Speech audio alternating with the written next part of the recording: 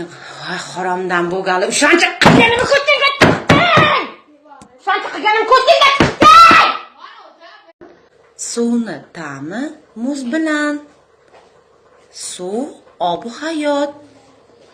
Suv obi hayot. Bolajonlar, maqollarim tushunarlimi? Sizlarga yoqdi degan umiddaman bolajonlar. Sizlarga uyga vazifa. Men aytgan maqollarni hammasini yod olib, menga yuboring.